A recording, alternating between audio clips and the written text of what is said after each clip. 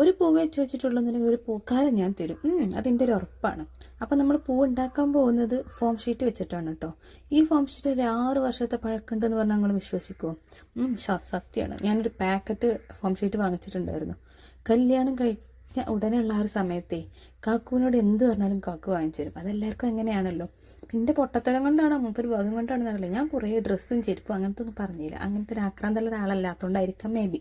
ഞാൻ പറഞ്ഞത് ഒരു കവർ A4, ഒരു കവർ ഫുള്ള് കളർ A4, പിന്നെ ഒരു കവർ ഫുള്ള് ഒരു പാക്കറ്റ് ഫോം ഷീറ്റുകൾ, പിന്നെ അങ്ങനത്തെ കത്രിക, അലക്കുലത്തെ സാധനങ്ങൾ, കട്ട് ചെയ്യണ സാധനങ്ങൾ, ഫ്ലവേഴ്സ്, ഇതൊക്കെയായിരുന്നു ഞാൻ വാങ്ങിത്തരാൻ പറഞ്ഞിട്ടുണ്ടായിരുന്നത്. പുള്ളി അതെല്ലാം വാങ്ങി തന്നും ചെയ്തു.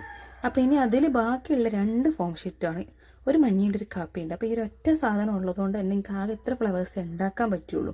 അപ്പോൾ അതിന് ഞാൻ ഉണ്ടാക്കി വെച്ചിട്ട് ഒരു കുഞ്ഞ് ബൊക്കെ ടൈപ്പിലാക്കിയിട്ട് മഞ്ഞ കയറുകൊണ്ട് തന്നെ കെട്ടിയിട്ടോ. അപ്പം നിങ്ങൾക്ക് വേണമെങ്കിൽ റിബൺ വെച്ച് കെട്ടാം. പിന്നെ നിങ്ങൾക്ക് തോന്നും എൻ്റെ അടുത്ത് റിബൺ ഇല്ലാത്തതുകൊണ്ടാണ് ഞാൻ മഞ്ഞ കയറുകൊണ്ട് കെട്ടാൻ പറഞ്ഞത് എന്ന്. പക്ഷേ അതല്ല, എൻ്റെ അടുത്ത് റിബൺ ഉണ്ട് ഗൈസ്. കെട്ടിയിട്ട് രസമല്ല എന്ന് തോന്നിയതുകൊണ്ട് മാത്രമാണ് ഞാൻ കയറെടുത്ത് കെട്ടിയത്. എൻ്റെ അടുത്ത് മഞ്ഞയും ഓറഞ്ചും ചുവപ്പും വയലറ്റും റിബൺ ഉണ്ട്. വയലറ്റ് പിന്നെ മഞ്ഞവ കൊട്ടും നന്നാവില്ലെന്ന് തോന്നിയതുകൊണ്ട് അത് ഞാൻ ഇതിലേക്ക് കാണിച്ചിട്ടില്ല എന്നേ ഉള്ളൂ. അപ്പം നമ്മുടെ സമ്മാനത്തിനെ കുറിച്ച് ആരും മറക്കണ്ട. എല്ലാ വീഡിയോക്കും കമൻറ്റ് ഇട്ടാൽ എല്ലാവർക്കും സമ്മാനം ഉറപ്പാണ് കേട്ടോ, ഇൻഷാ അല്ലാഹ്.